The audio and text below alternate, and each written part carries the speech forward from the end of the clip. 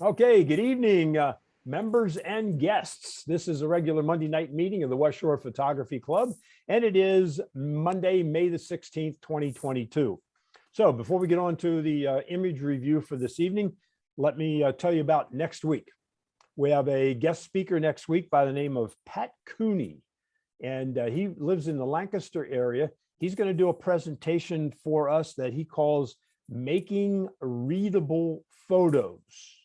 So David Ducherman and a lot of other photographers talk about the ability to create a photo so that people can read it in an analogous fashion to reading a book or an article. You read a photo. So Pat's going to help us with that. I asked him for a description and a little bio and some pictures. So hopefully he'll get those to me and I can send those out to you this week. But that'll be next Monday, May the 23rd. A reminder that the following Monday, May the 30th, of course, is Memorial Day, and we will not have a meeting that night. May 30th, no meeting. As far as trips go, Wednesday, let's see, is Eve Smith, neither Eve nor Mary are with us, but this Wednesday, day after tomorrow, we have a photo walk in Annville. Okay. That information, the details were sent out in a previous email and they'll go out again tomorrow morning. Okay, the details on that. But they're meeting in Annville at 9 o'clock. Mary Fox and Eve Smith are leading the walk. All right. And we haven't had great luck with weather on some of these trips. The Hershey Gardens was postponed originally, that trip, because of inclement weather. And it was supposed to be, well, it was rescheduled for this Saturday, but Elaine was there and the report wasn't good. Elaine, do you want to talk briefly about the trip? And do you know anything more about rescheduling? Don't have a date for rescheduling yet, but I was just there a few days ago and all of the spring blooming plants, or most of them, are done. I had really been looking forward to seeing and photographing the tulips because they have over 27,000 there on display at one time. But there's only one small patch that was there when I was there a couple of days ago, and they were showing signs of decline. So definitely by the Saturday, they would have been gone. And the seasonal gardens have not even been planted yet, the colorful annuals and whatnot. And there was very little in the perennial garden. So there was not much to look forward to scheduling it this early. So Joe and I decided that it would be best to postpone it till sometime early to midsummer, when there would be a lot of colorful annuals and things in bloom. Very good. Thanks, Elaine. And in fact, speaking of trips, as soon as Joe gets back from his trip out at the Olympic National Forest, there's a trips committee meeting and we'll be scheduling lots of things for you to do over the summer. Okay, so our goal is two trips a month at the minimum. Okay, anybody have anything for the good of the order? I have been remiss in asking that lately, but I keep thinking, maybe there's something that you want to share with everybody. Anybody have anything they need to share or would like to share?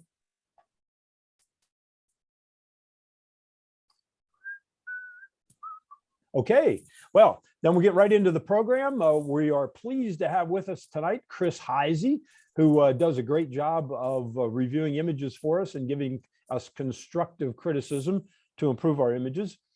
We have 23 images tonight, so thank you, folks. You listened to my plea that I put out last week for remembering the deadline and getting your images up there. So we're going to get right to it. Chris, you can take a minute, tell them about yourself or any recent projects that you have going, but thanks a lot for joining us tonight, and it's all yours, buddy. Well, thank you very much, Dennis, and I always appreciate the invite to do this. This is my third time this year, and I always look forward to when Rich sends me the images to look at them in the morning and spend some time with him and go over them and look at them, and I'm just always really impressed with the quality of work and the quality of light. It's fun to see them and to study them a little bit, and so it's always a privilege to do this. No new projects or anything like that. Just I had lunch with Norbert a couple of weeks ago, and I was just telling him I've kind of just been shooting an awful lot of birds and things like that lately. I spent the winter shooting a lot of birds and setting up some different things around feeders and stuff. And I really had a blast doing that. It's something I hadn't done in a long time. So I kind of got away from Civil War a little bit and did some birds, and that was a lot of fun for me. Very So good. I saw some birds in here, and I've been down to Kiwanis Lake a few times too, and I just have a blast shooting flight stuff there. It's really fun to practice there. And it's a great place. It's really an amazing place, given that it's almost right in the middle of the city, but it is a neat place to go to. And Yeah. it is. So Could I interrupt you for just a Certainly. second? I've been remiss the last couple of weeks in not thanking Rick Freer. Rick's on board tonight, and Rick, I want to say this. I really appreciate the job he does. He's behind the scenes, and we don't often realize what he's doing. Yep. But he takes all of the images that are entered from the website and puts them together in a package and forwards them to the reviewer or the judge. And it that's- has to get and that's to them vital in a for timely me. fashion. That's vital for me, because then I get to spend some time with them, and then it's really helpful, and I appreciate it. Yeah. So thanks a lot, Rick. Okay, Chris, back to you. All right, I'm ready to get reviewing here. This will be fun. And again, I always say this, these are only, I've been doing this for a long time, so it's my subjective views. I try not to be critical of anyone's work, because I watched Freeman Patterson when you guys had him. I think it was in January, and I enjoyed him very much, because everybody sees uniquely. Everybody tries to do their own unique thing.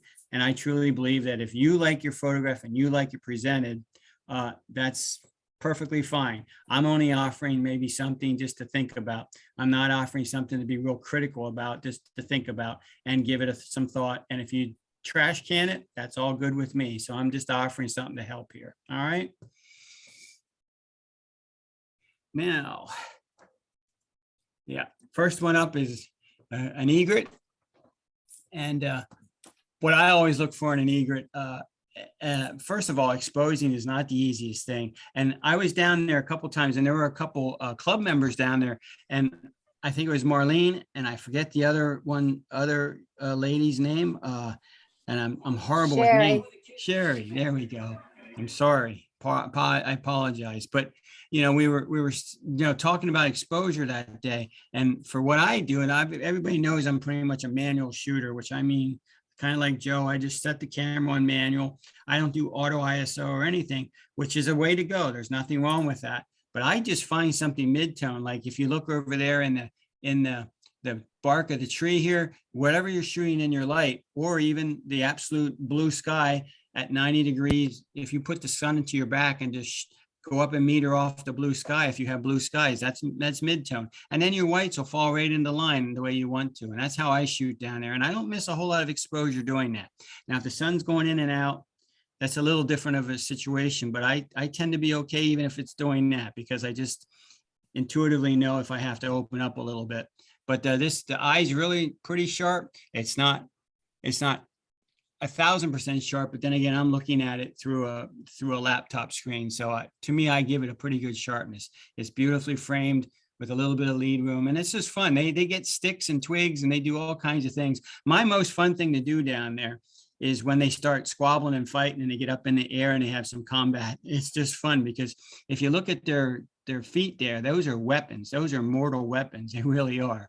And their beaks, of course, can stab something and kill it in a heartbeat. So they don't usually tend to be like they're trying to kill each other, but they are definitely aggressive with each other every now and then, which is odd, because here they are, they have a rookery together. So they're living all close together, and then they fight like hell for a while, which just kind of defeats the purpose, you would think. But it's really a neat place to go. So I like the wing position here, and I have a blast editing when I do this, because I get to really be critical about what could I do better, or what could I do differently, how could I frame it differently, and where's the wing position that I like ideally. I tend to like my wings up. Some people like them down.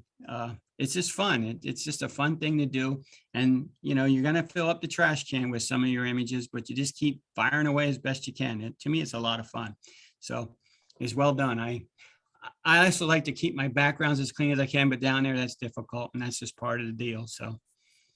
Okay, we'd like to hear from the photographer. Would you unmute yourself, please? Yes, this is Diane. That was mine. Jerry and I were down there a couple weeks ago, no babies yet, but we had a blast. And you're right, we deleted a lot of pictures. Yep. Yeah, that's part of it. Yep. Yeah. But it's a nice shot. One of the things I wanted to say to add this too is that, you know, the babies start popping out. Obviously now they're up and out. But last year I went down, believe it or not, on July 4th, and I got to see the last chick fledge down there, and that was July 4th. So they're there. Wow. Yeah, he was standing on, and he just couldn't get the nerve to just take off. And mom was sitting there with him, and he was almost as big as her, and he just wouldn't leave. And he finally just took off, and you knew that was the last one. So they're really there through the end of June, I think. Pretty much fair to say, the biggest fledgling. So you still have plenty of time to get down there. All right. And this, obviously a little bit of post-production here, but I just love the richness. I mean, luminosity is important to me. And I love when something has some luminosity to it, and you have that in the petals here down below. And then you have a rich, dark, deep shadows, which makes luminosity pop even more. And you obviously put either some type of pastel or oil paint on this in post-processing, which I think works beautifully. You know, this struck me right away as very powerful, and I would love to see that printed, because that would make a nice floral design for like a design in your house. I think that's a neat, well done. And I don't know if it's a still life inside, or if you took it outside and just had diffused light, but it had some shadows that were filled in. But I just thought it was beautifully done. And I loved it, again, the luminosity and the richness of colors. You got such tonal depth here too. You've probably got dozens of tones of purple and indigo here, which is really cool if you really look at it. You've got multiple tones and beautiful luminosity and beautiful light. So I like this a lot. All right, let's hear from the photographer. Thank you, Chris. This is Elaine Shook. This was taken outside, and it was the contrast in tonal values and luminosity that I was really going for. I did apply an oil paint filter lightly on it to give it a little bit of a softer and a painterly look. And it works great. Yep. Well, beautifully done.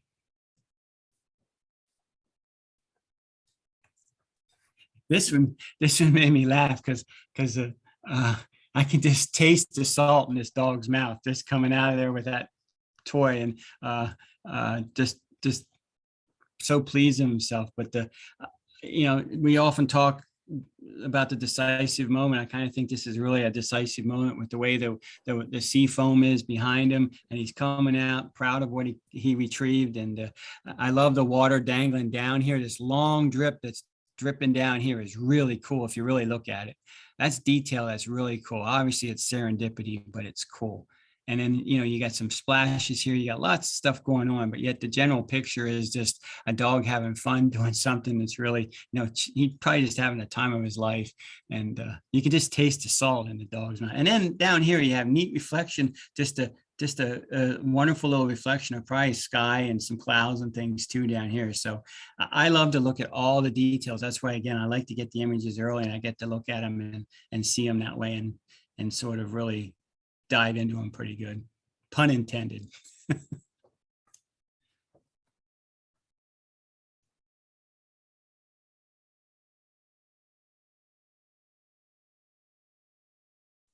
Okay, can we hear from the photographer?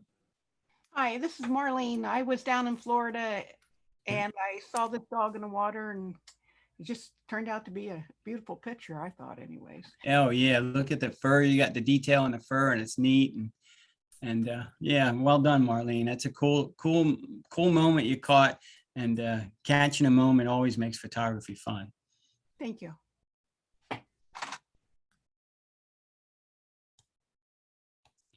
This one caught my eye right away again too. And I as most of you know, I love things coming out of the corners. I'm kind of a corner guy, so I like when things come out of the corners, because I think that's how you kind of do start looking at a photograph or reading it per se. But you've got smoke, you got, obviously it's a concert, and you've got, you know, you got all kind of atmospherics going on here. And I loved all the colors you got going on here too. And it's cropped a little bit, obviously, which you probably cropped over here. But I love the fact that it's coming out of the side, and I love the atmosphere. we're great qualities of good photographs. Atmospherics is always a quality I'm after in my work for Civil War stuff, because I'm after something that brings mood or brings some type of feeling or emotion to it and expresses yourself. So this does. All right, let's hear from the photographer. Okay. You'll need to unmute yourself. Okay, Rick, can you tell us who captured this image? Yeah, this was Dave Stauffer. Oh, okay. Is Ah. Dave not on tonight? Dave Stauffer, are you with us tonight? Says David, I guess not. You must Okay. have had a Rick- wild and crazy night sometime, huh? And that's not typically Dave. That's so, not. yeah, I really I would- wanted to hear the story behind this one. After knowing Dave for 20 plus years, I don't know how many wild and crazy nights he has, but it's good to see him having a wild and crazy night. Yeah, maybe he photographed his TV screen. I wouldn't Yeah. put that past him, Dennis. He does the little people, I know that. I Okay, know. number 5. I know. And here we get into the still lifes, which I'm always, I love the still lifes you guys do. And every time I look forward to enjoying, mainly because I love the quality of lighting that you have. And I sit there and I study the light. Got some highlight here, which tells me, maybe a soft box, but then it's just beautifully diffused. And that beautifully diffused light still creates shadow here, which is beautiful in here. I love that. And I love the different tonal values and textures you have on your backdrop. Simply, and I'm careful when I say the word simple, but simply done beautifully is good adjectives to use with it. When something's simple, but yet it's really beautifully done is really cool. And I love the designs you got going on here. And when it says vintage atomizer, I'm not sure what an atomizer is, so maybe you can fill it in, but the still life and this, I take it this is a crumpled up leaf here, which is just gorgeous. And maybe there's meaning behind what this does to this. So I might not be getting the meaning of the image, and that might be something you can share with me. But as far as photographically, I love the quality of the light and how it's done. Okay, let's see if my guess is correct on this one. The photographer is, Chris Jewett. oh, okay, Chris. Nah, not it wasn't my guess. Go ahead. This was no special meaning between the leaf and the atomizer, although the atomizer is just about maybe 4 inches tall. You just hold it between thumb and finger and squirt water on Boston ferns most of the time. Oh, okay. I got it. I got you. Just an old time. Yeah. Okay. And that one, they still look like that in today's world, except this one was from back in the 40s or sometime. And you can tell because some of it is a little more corroded. Yep. I picked it up out of an antique shop and pulled it down, put it on an old box and Yep. thought, well, hey, that dried up leaf is kind of cool looking. I'll put it down Absolutely. as just sort of an added feature. Yeah. And I do a lot of this stuff in my old house with a spare bedroom, but I happen to take this with me up to a friend's place in Lancaster who teaches this stuff, a guy named Harold Ross. Mhm. And while he was conducting a workshop, I went over into a corner and kind of used the space he has to create the set. And I'm indebted to him for helping me kind of decide whether I wanted to do it from the profile or do like an oblique of it. I think it looks better as the profile. I agree. What's your light source, Chris? That is a flashlight. It's a light painting or light sculpting as layered and blended. Each one of the leaf may have been about 3 or 4 different shots. The atomizer itself could have been a half a dozen to a dozen. I can't remember how many. I think it was a total of about 45 different layers on that. Wow, that's incredible. Yeah. Oh, that's art. That's cool. That's neat. But Might have to get Chris. You might. Would you be willing to do a little session for the club sometime on light painting? I don't mind doing it, but I need to get permission from the guy who taught it because he's kind of got a gives us a piece of paper to sign saying we won't divulge any secrets. Oh, I see. Very good. Okay, thank you. Thank you. But, Okay, number, I can tell him you're interested and he can come and do it. And that always helps too. we'll have to see how much he charges. Okay, number 6. Oh, and this one, just again, you know, capturing a moment, capturing the serendipity. I mean, this is just beautifully with the snow stacked on top of an old grass seed here is beautiful enough. But then you've got just the flex either blowing a little bit or just being gently shaken off without losing your sharpness anywhere, which is really cool. So this is kind of like and then you got them falling down here, almost look like meteors in some ways, you know, or falling stars. I really appreciated this part of the photograph. Not that I'm taking away anything like this, and it's coming out of the left side. I love things coming out of the left, as you guys know by now. But this stuff really caught my eye, and it's it adds a drama to it. So yeah, but I love your sharpness too. This is really sharp from here to here. That's not too easy to do. At least in my experience, it's not. Chris, I'm curious, would you have put the stem right in the corner? Yes, I probably would have done that. Yes. Yep. All right. I probably would have done that. Yeah. Okay, who's the photographer? It was me, Mark. Dennis, you always ask that question about something coming right out of the corner or not. I just had to agitate a little bit. I know, because I've done it both ways. And Chris, thanks for your comments. But the burst of snow, it was actually snowing out that day, and I happened to get lucky and catch it just as it hit the end of the I understand. There the you seed go. head there. The question I had, though, I've been playing with this thing a lot, and I took it probably 2 years ago now. The background, is it too mottled looking in your opinion? No, actually, it looks to me like you've got like a winter, real good bouquet of a winter, like just a dead forest behind it. No, I think it looks neat. I think the gray brings out the brown person. I love gray going with brown. I know there's colors we usually say, oh boy, let's go out and shoot gray and brown today. But I actually think gray and brown works pretty well together. If all the color selections, I would say that's very low on the totem pole, but I always find that gray and brown in the wintertime works wonderfully well. I love birds that are gray and brown too. I really do, you know?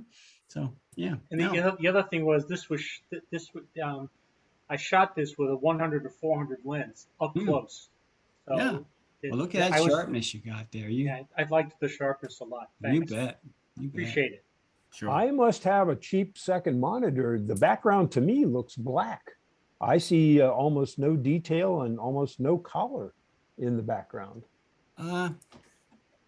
I see almost, and now that I look at it, I can see some more of your snowflakes that are blurred out. So no, I see kind of a gray. I just kind of see kind of a grayish mottled gray, almost like it would be a photo backdrop of you'd use with like Wow. like doing a portrait of an animal or a dog or a cat or Hey, something. just out of curiosity, if you have your camera on, give me a thumbs up if you agree with Chris, if you see what Chris sees. Do you see some detail in the background? You see some color? Yes. Okay.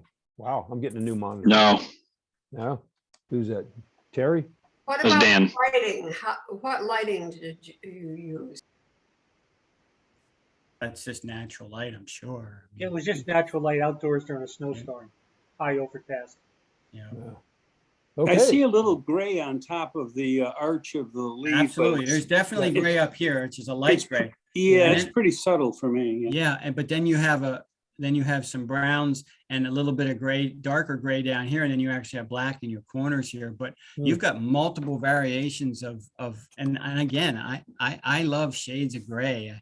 Maybe that's just, you know, I did just- shoot up against some trees in the winter. Yeah, As yeah. far as the background. What was the background? Was it a piece of cloth or? No, it was shot outdoors. It was woodlands, probably about 200 yards away. Yeah, and you see, and I can actually see if I looked at this really at my work monitor, which is better than what I have here, and I could actually see if I really looked at it. And I kind of sometimes do this sort of thing not so well, but I see trees where sometimes trees aren't. I can almost have this intuition to know what's forest and what isn't. And I knew this right away, that this was a modeled out forest, kind of like, just bouquet of a forest. I don't know why I knew that, but it just looked like that to me. And again, you can always be wrong with that, but that's my intuition was what that was.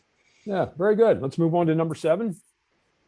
And, and this dovetails right in because I love blue hour, and this is obviously a classic shot of blue hour. And then you have the earth shadow here, which is really cool. And then you have the full moon rising, and just the stillness of the lake is just spectacular. To me, it's very hard to capture that because you got to have absolutely zero wind. And this says something, this is coastal somewhere, obviously an estuary or some type of little inlet or something, but just, and then the old boat, I love the detail you have on the old boat here. And, but the calmness of the lake, and then the blue hour, I love blue light. So this worked for me. And then I think it's, again, I like when landscapes, even though you don't have a whole lot of drama in the sky, I like when you leave a little bit of sky up there because it just gives that blue hour, and it just says blue hour to me. It says a tranquil evening to me. Okay. The photographer was? Hi, Chris. That was mine, Julie. And yep, you're right. This was down on the coast in South Carolina, and it was on an inlet. So yep, it was very calm, very hot, very still evening. Yeah. And I just saw this scene and I knew there was something there. I've been playing around with it. I was actually standing out on a dock, so I had to make sure that I was very, very still because I didn't want to make any type of motion or movement in the water. It was one of the floating docks, similar to like what's out there. So once you make some ripples, you might be waiting 10 minutes Yeah. for the ripples to leave. I know, right? And people, I was like, please, nobody come. Please don't get a little bit of a breeze too. or you're Yeah. done. Yeah. It's fun though. Yeah, so it was lucky. It was lucky. Good Yeah, time. no, it's you since you were there, you're not lucky. You just, all things fall together because you were there. So that's cool. Great. Thank you so much. Now, springtime. So this is obviously a dogwood tree. And this one here, there's sometimes when I like my background's busy because things stand out. But this one here, I got, although the white pops for me, and the quality of light here is kind of, it's not obviously blue hour or anything like that. So you've got some pretty direct light working here. But the background here got a little bit crazy for me. And that probably distracted from it, but yet I do love your quality of light as far as sometimes harsher light works. So I thought, I might shy away from something that's being hit pretty hard, white being hit by light, but then again, why not? And this up here, honestly, too, probably bothered me a little bit. I'm not 100% sure what that is up there, but this blue here probably caught my eye and I got stuck there a little too long with it. But me being, I'm very critical with my own photographs. So and it's very hard to turn that when you're real critical with your own work and then you look at other people's work, you have to be very mindful not to put your eyes on other people's work because they see differently. They appreciate things differently. So, but I'm very critical with my work. In fact, I'm probably sometimes too critical with it. So that's why I'm picking that sort of thing out. But there again, it's just constructive. I would probably eliminate that first thing off. And that might be the first place I would start with cleaning that up a little bit there. You would do that by cloning, Chris? Yeah, I think you could do that. I mean, you've got plenty of black here to do that here. And I mean, obviously you're not always 100% or perfect out in the field, but this, I probably, after doing things for a long time, I would know out in the field by looking at my back of my viewfinder and chimping in the back and looking at it. I would look at that and say, oh, whoops, I got to fix that. So it's okay to make the mistake, but then I would adjust that in the field so that I wouldn't have to come back and spend time at the computer, Okay, nice. And the photographer is? That's mine, Norbert. Chris. Hello, Norbert. How you doing? Yeah, that was a grab shot. I was walking along up in Perry County, up around Sherman's Creek, and It's kind of on a hillside. That is the Sherman's Creek in the background, that blue. Oh, okay, there. And now you see, now you tell me, now I know that, because at first I thought, okay, maybe it's a Yeah. window reflection. So no, that's just Yeah. reflecting in the water. Oh, Yeah. And it was taken with an 80mm lens, prime lens. And yep. I just like the white showing through the green and the blue. I just, Yep. it's just, that's my Yeah, thing. so now that I know what it is, Norbert, I'm better off with that, because sometimes the mystery of it makes you have a prejudice towards it. Maybe that's not right. No, All right. Thanks, Chris. you're welcome. Good to see you, Norbert. Sure thing. Good seeing you.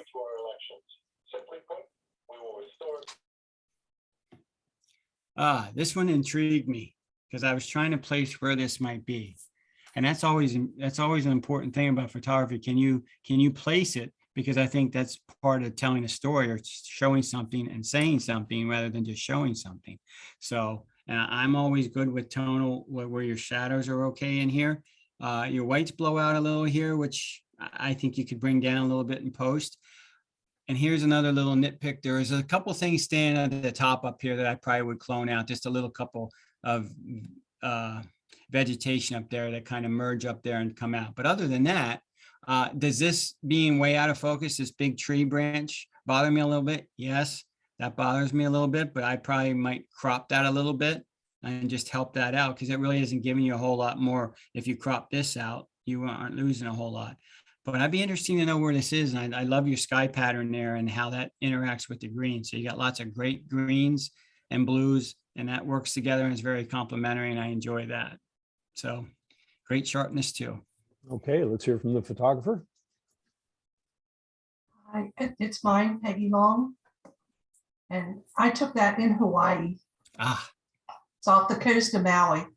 okay.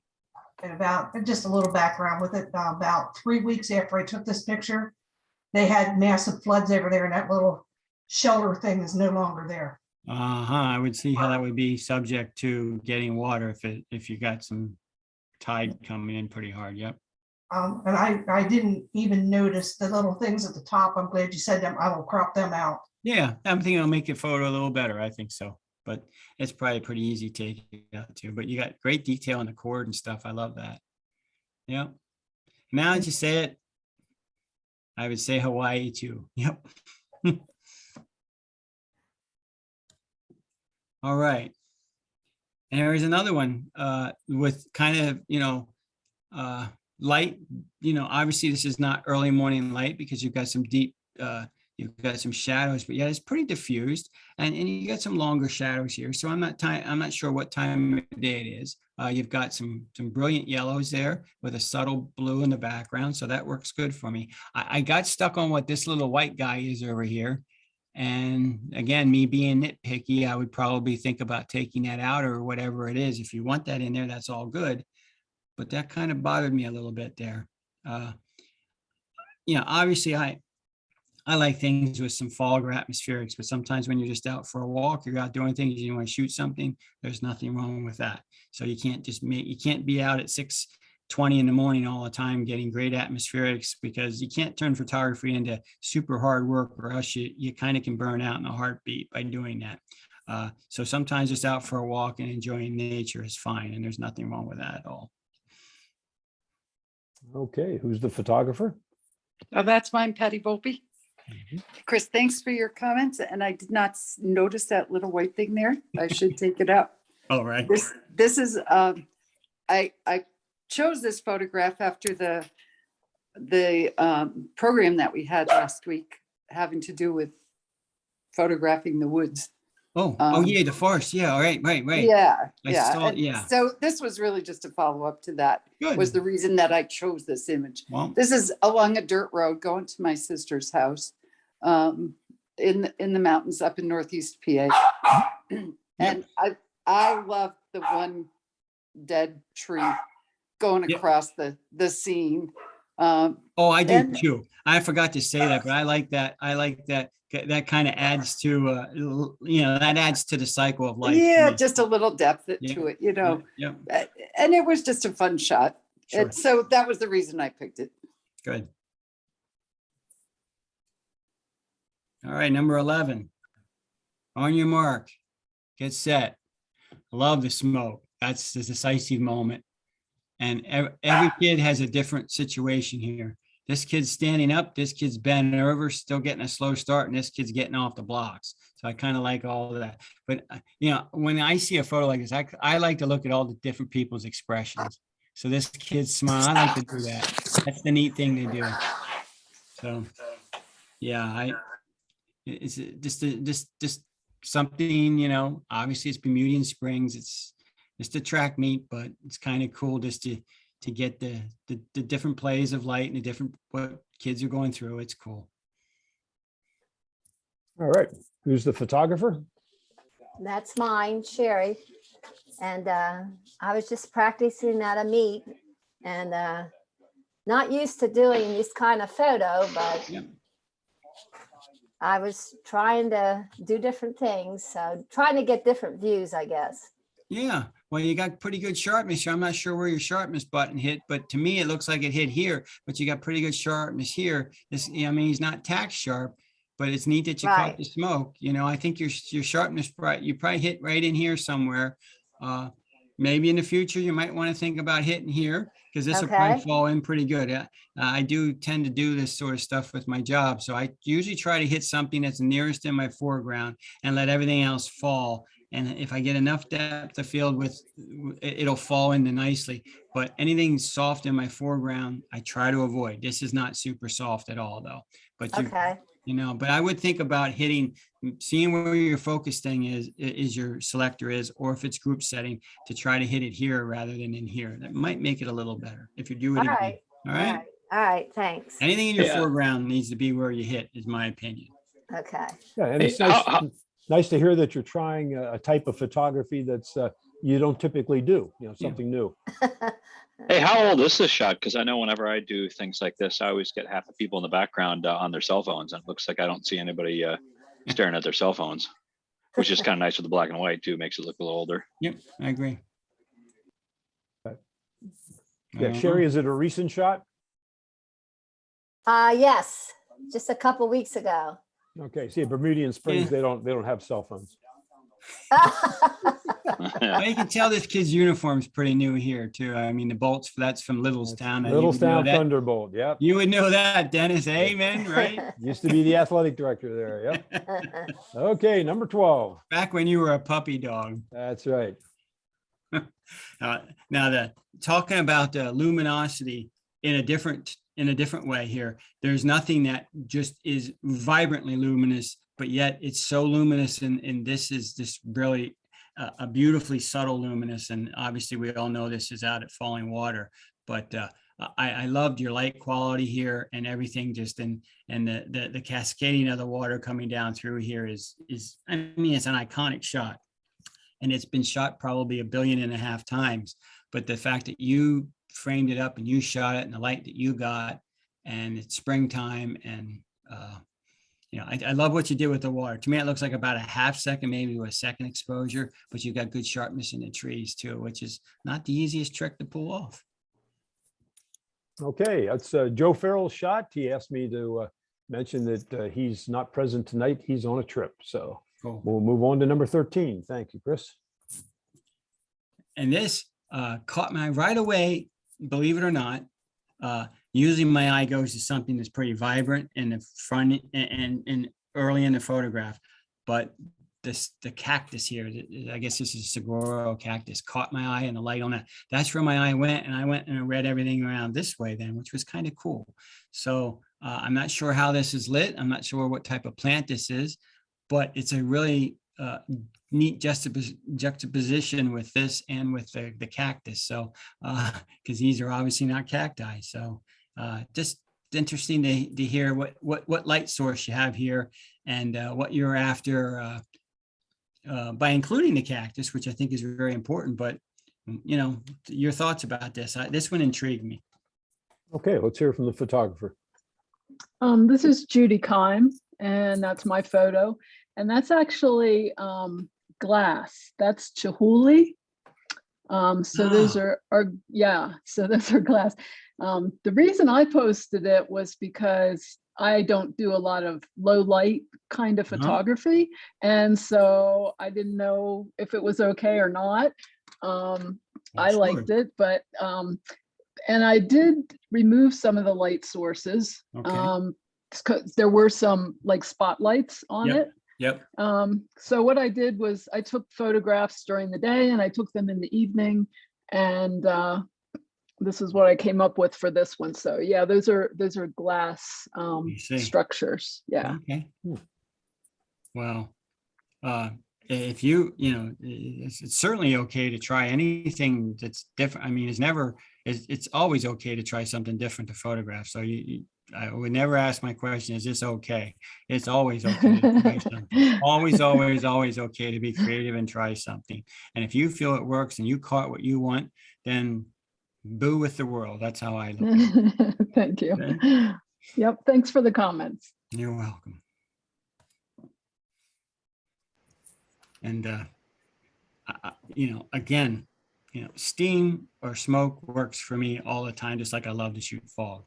I just think it adds a quality of depth to things. It adds a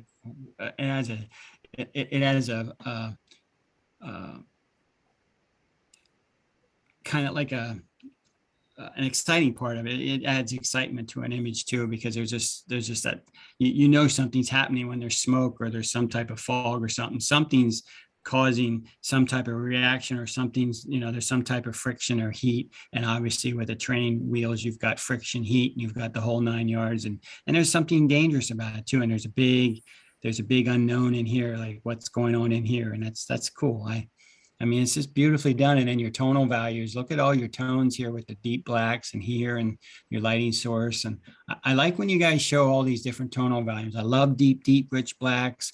I love, you know, grays. And I like, and then you obviously have your fog, which is pretty white. So I like all the tonal values, you guys. When you guys see them and you shoot them, that's cool, because that's really a neat way to photograph. Okay, it was done by Mary Fox. She emailed me this afternoon to let me know that she wouldn't be able to make it in the meeting, but thanks for your comments, Chris. I'm sure she'll appreciate it. Well, if I see her at church, I'll tell her I liked it. All right. I've been seeing her lately. We've been crossing paths sometimes. It's neat. Now this, again, simple, which means, you know, and I like the title Still Tight, because that's apropos. It's perfect. But when I say simple, again, I mean simple in a real positive way. I mean, you've got great depth of field here for what you need depth of field for. And then you have total, you know, so you chose the right aperture to pull this off. And maybe that sounds like an easy thing to do. And maybe, you know, it was a guess, but it sure works. And, you know, it's not always easy to get something that's totally sharp, and it's sharp here and it's sharp here, and all this is sharp. So you're able to see an old bolt, old screw, and yet, you know, you don't lose some of the sharpness, but yet you got your background to where it's really pleasing and beautiful. And it's got so many different color values. And again, the tonal range on this is magnificent as far as color goes, not as far as light goes, but color goes. And it's neat. It's just, I like simple things like this. I really do. Okay, thanks, Chris. That one's mine. Yep. And that's a focus stacked image Okay. macro shot with a Canon 100mm macro lens. I think there's about 10 individual images that were Cool. focus stacked in Helicon focus. Yep. And then for you to get this kind of background, obviously you took one completely racked out your focus, which one you wanted to get that background like that, right? Yeah, only extended the stack to the bolt, end of the bolt. Oh, is that it? Oh, and then the rest was, oh, wow. Yeah, just let the Wow. rest go, you know. Oh, cool. Go. I thought maybe you stacked from here all the way through, but throw this out of focus and purposely did the stack from all the way through, but you just stacked it in here then. Okay. Yes, just stopped at the end of the bolt. Gotcha. Where'd you shoot that at, Dennis? That was at Delaware, the place we go in Gulls Way Campground near Bethany Beach, Delaware. Cool. That bolt's seen better days, that's for sure. Yeah, but again, it was the colors, as you say, Yep. the colors are what attracted me to Yeah. most. Yep. Oxidized, it's all cool and corroded. Yeah. Now look at the sharpness of this eye. And to me, that's just a powerful sharp eye with a black crown night heron. And I don't know if this is down at the Kiwanis Lake too, because I mean, they're down there and I mean, for you to get this close to one of them, I wondering how you got this close. But I have no problem with it being cropped tight like that because I know it has wings. I know it has a back and all that. But when you're that close and all this gets cropped off, I go for this kind of shot sometimes because the eye is so, to me, this bird's eye is red and it goes with the blue, and the red, white, and blue goes together beautifully. But this eye is tack sharp, nailed on. I mean, if I had one quibble, and I mean, this is always, you know, this is how I look at my photographs sometimes and how I get really critical. But there's a merge here with the feather and with that, and there's no way you're shooting that in the field and seeing that and knowing that. But in my edit process, I actually might just create just a little space there and do that. Who knows? I might just do that just for my own sheer joy of it. Knowing that I wish I didn't capture it that way, but you could always just fix that up a little bit. That's what my eye picks up because that's how critical I am with my work. Beautifully done though. Okay, the photographer.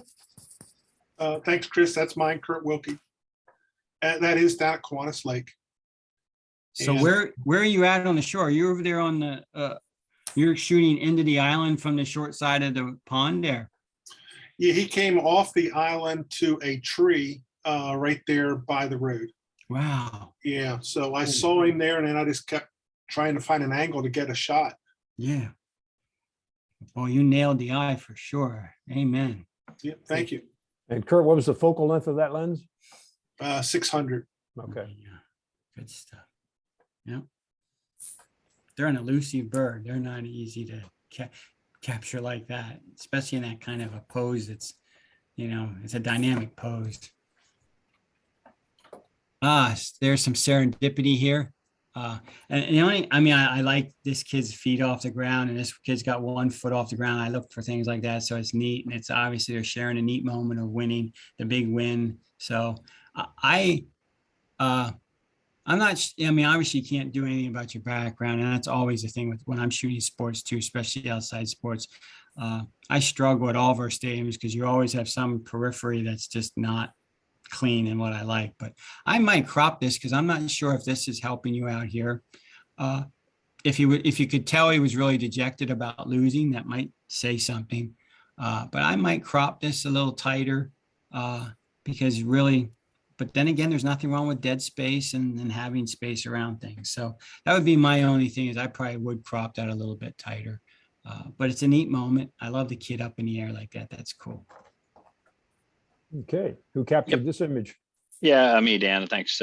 Yeah, after a big win, and I know I kind of like a little bit of the symmetry. It's not perfect, but for what I thought was 3 until I'm looking at it literally right now, I realize there's another set of legs in the back. So technically, there's 4 boys there. Yeah. Yep. But yeah, all I did is I highlighted the subject and kind of made them pop a little more with some clarity, and then pull out the whites. I think I did, and then added some blue to the sky. But understand that comment about maybe cropping that down. I did do some of the distractions out, but I left the red jersey guy out there a little bit. But yeah, I'd probably play with that, see what that makes any sense. Yeah. But thanks for the comments, appreciate it. But if you feel like you want to leave that for context or whatever, Right. or the other team, I mean, obviously, I can read into a photograph and know that this kid's obviously not happy. Right. Because, Yeah. you know, so and that's part of the story, and that's cool. Yeah. All right. Now, this one intrigued me just because I have seen images like this sometimes when I'm around, you know, just looking at images sometimes or when I just see things on the internet, but I never really specifically seen them coming out of the water like this. Although then I was trying to think, did I ever see something like this? So maybe you'll be able to share where this is. Again, kind of blue hour, but I like how the water looks here. You just have that rippled effect of sun. But yet you have a marine layer of sky there. So I'd be interested to hear where you shot. And I like your placement of thirds here. It kind of works for me. And just for me, I don't think I've ever been to the West Shore Photography Club and not said a merge, but you do have a merge here with this little propeller and that propeller. Just telling you, I'm not losing my touch, Dennis. All right. You think I'm getting old and losing my touch, but I still see that little merge there. You see that? No, Chris, your comments have become iconic because when we talk in meetings and you're not around, they say, well, you know what Chris would say, that's a merger. Okay, who's the photographer? It's me, George. Where Tell is us it about at, it, George? This was taken from the patio of a cruise ship. This is in the North Atlantic. Ah, That's the coast of Scotland. uh-huh. Now, there's more than one merge there. I mean, there's merges Oh, here. absolutely. I'm just taking the one, George, that pisses me off the most. That's all. Okay. Well, I could have taken that, but the thing that I wonder about most, and you might give me some advice Yeah. on, this was foggier. This was what? Foggier. There was more fog, Oh. but I used a dehaze on Oh, it. you dehazed it. Yeah, and I see, I can see And that. I a little don't know if I should have. Yeah, I can see that a little bit because you bring out, when you do that, you bring out kind of the model look of the sky a little bit. You know, there's a little bit of patch to it. But I think since you dehazed it though, this brings out your water much more clear. And I think the texture in the water really makes this shot, George, in a lot of ways. So I'm all good with that. If that brought out your texture in the water and brought that out and made that more stark, I think that's probably a pretty good choice, George. I think sacrificing the fog for this is probably worth it, in my opinion. Yeah, could always put a Well, the other filter on reason I there. did it was a filter. I and- just waked up. It was 4 a.m. I'm thinking about filters. No, in post when you're awake. No. I'm thinking a linear filter and just dehaze the water as an option. Yeah, but I wanted the windmills to be more graphic. And they are. And that's the main reason that I dehazed. Okay. I think but I think you got your water because it was maybe your unintended consequence, but I think the water is what made, and these are stark, beautifully stark no matter what, I think. But if you dehaze and brought that starkness up, that's cool. No, it's a beautiful shot, George. It's neat. Well, thanks, Chris. I appreciate your judgment. You're welcome. On to number 19, flowers between the rocks. And these are flowers between the rocks.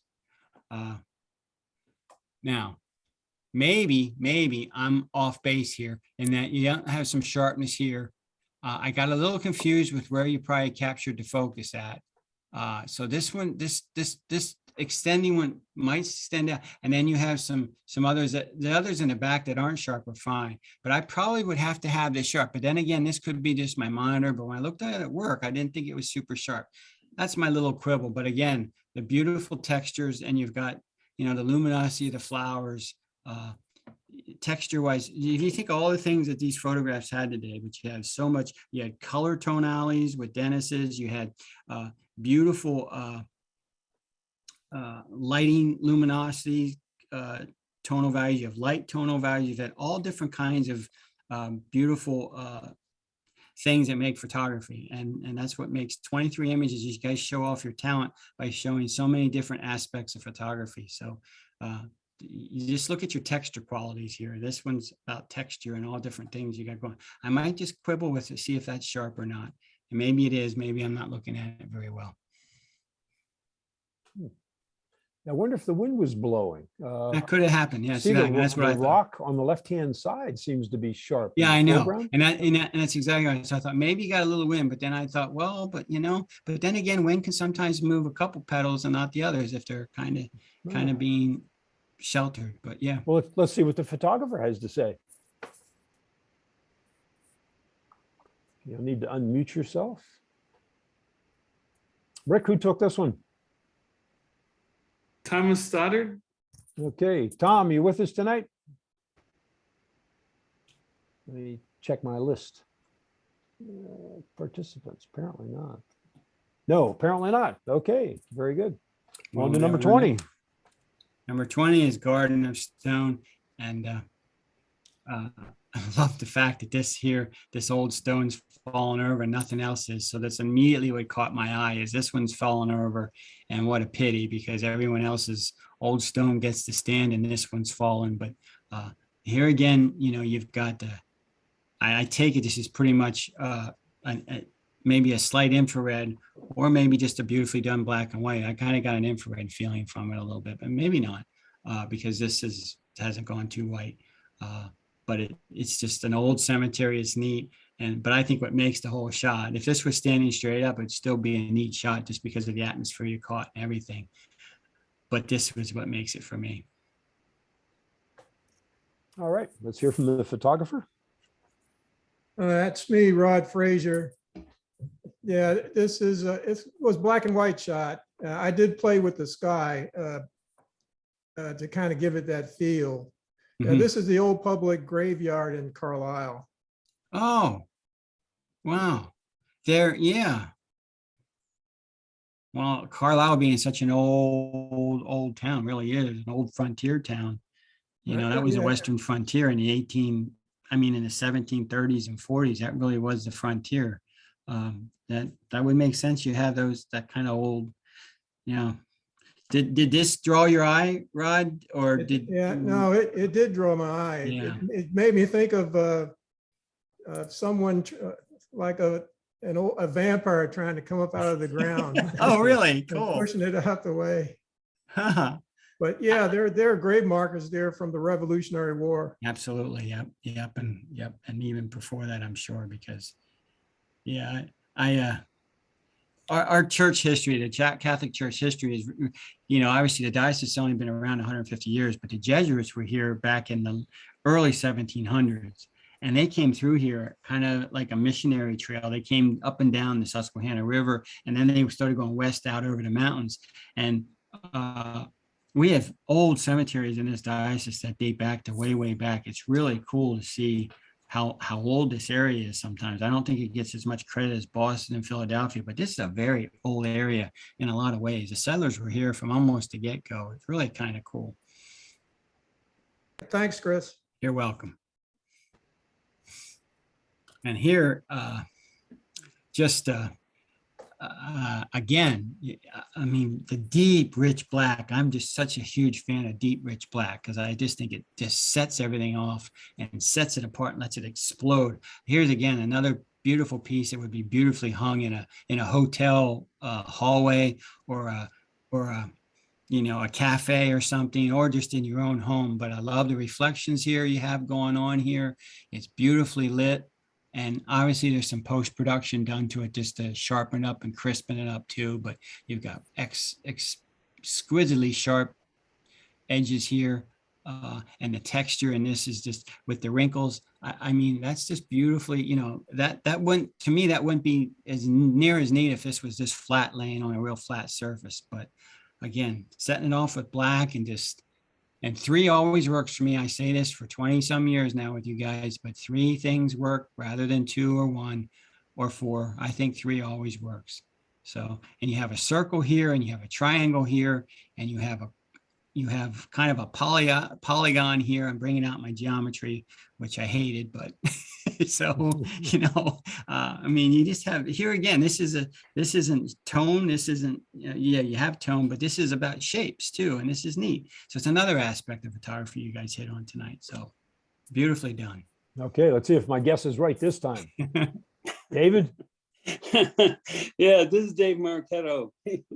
Hey, Chris, thanks a lot. You're welcome. I have only one response to your comment, and it's thanks for noticing that edge, because that's all I spent any time on.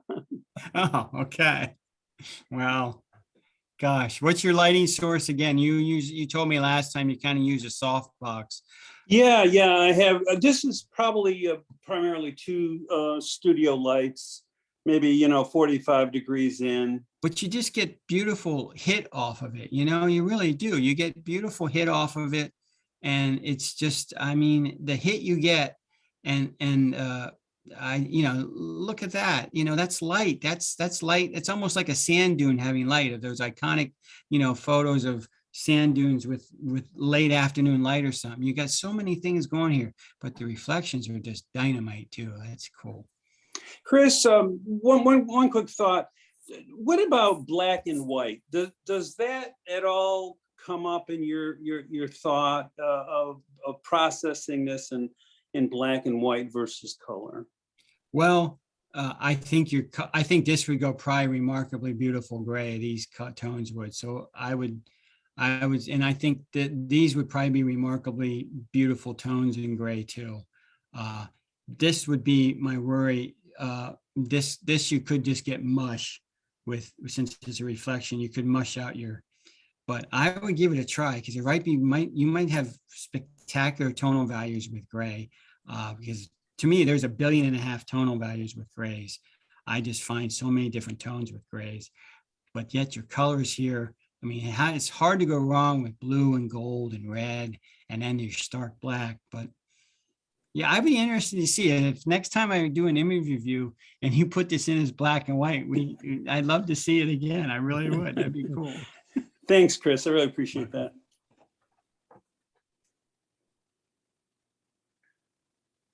But let me just say one more thing too, but I mean, it's not some subtle little thing here that you have a triangle here and that you have a circle here, and that takes thought, and that takes, you're not just throwing the apples in there and saying, what the heck, that's neat that you think that through.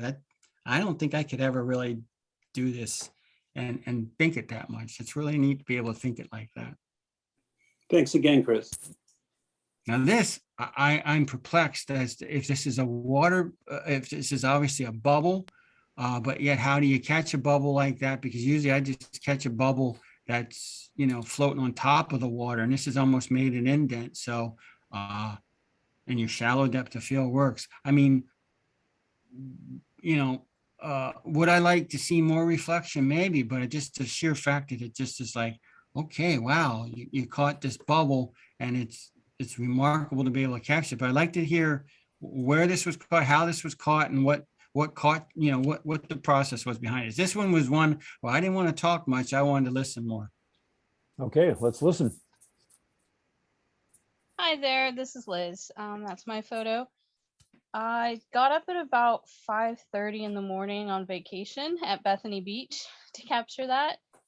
And it's not a bubble. It's a meditation ball. Oh. So I guess you could buy photography balls, but they're like really expensive. And I found the meditation ball was the same thing for like half the price. Mm-hmm. So I put it just at the edge of the water and waited for the wave to come in to capture that. This is early in my photography. So I was just kind of giving it a go, I guess. Well, good for you. It's good for, and thanks for, did you ever think that someone might take that as a bubble, or you just always, you knew that they would take that for what it is? I did not think somebody would think that was a bubble. Well, then,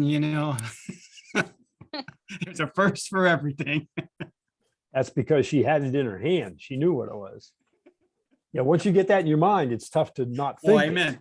Amen, Dennis. Amen. Well, it's beautifully shot, and it doesn't matter how early it is in your career. When you shoot something, it's neat to try something. That's the neat thing, is you're willing to try. You're willing to always just try, because even when you've been doing this for 40 years, the trying part never goes away.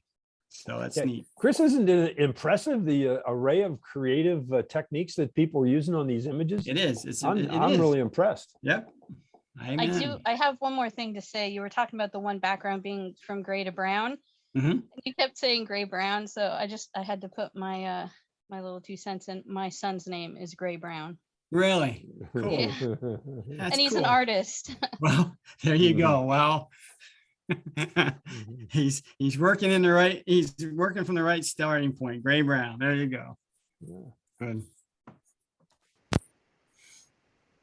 And your sharpness is fantastic here, but this is obviously a conscious decision to only include part of the arm, which I think is cool, because it adds a mystery to it. And if you would have included more, or the person, that you lose almost the whole thing. And everybody, this is obviously it's a red-tailed hawk with a falcon ear, or some type of tame, but to trust, and that's what hawks and falcons do, and they can be.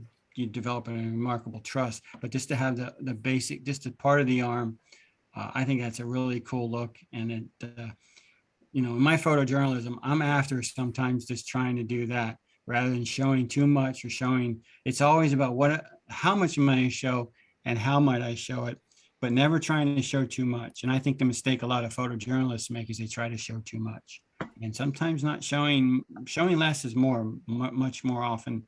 And I wanted to leave with that thought, is showing less a lot of times is showing a lot more. Okay, come on, let's hear from the photographer. That's Terry. That's mine. All right. That's a friend of mine's. She's a falconer, and the bird's name was Mocha. I have the one. I didn't know whether I wanted to do this one or the one after it jumped up. The only problem was it happened so fast I couldn't compose it to give it enough room at the top. I see. But the arch of the wings, it arched its wings and it tucked its head and brought its talons up and just jumped right off the ground. Really a neat bird. Oh, amen. They're just birds of prey are just absolutely spectacular. And then when they trust a human being like that, it's really shows their intelligence. It's really cool. Yeah. Thank you for your comments. I'm gonna crop that arm a little bit. No, I very agree. good. I see what he's saying. Yes. Very Thank good. you. Guys, let me tell you, like I said, I am very impressed. We've got an impressive collection of images here this evening. So bravo. And Amen. Chris, thanks a lot for your comments. I think they were very helpful and very, very positive. Guys, like we usually do, would you take a second and unmute yourselves? If I can't do that as a group. And let's give Chris a nice round of applause. All right. Thanks, Chris. Anybody have any questions or comments for Chris? Okay, guys, if your mics are open, keep in mind we can hear when you're talking. Okay, anybody have any questions or comments for Chris? Well, thank you for the privilege. Chris, It's always for a privilege. a nice job he always does for us. Yes, yeah, indeed. Yeah, thanks a lot, Chris. Really appreciate it, Chris. Thanks. You're welcome. Okay, guys, well, we did record this evening's meeting. Tomorrow I'll send out a follow-up with a link to the recording and a reminder that, as I said, next week, May the 23rd, we have Pat Cooney from Lancaster doing a presentation called Making Readable Photos. And May the 30th is Memorial Day, so we will not have a meeting. And day after tomorrow, Wednesday, May the 18th, the Anvil Photo Walk, 9 o'clock in the morning with Mary Fox and Eve Smith. Okay, anyone have any comments for the good of the order? Okay, thanks to all and good night. Good night, everybody. Good night.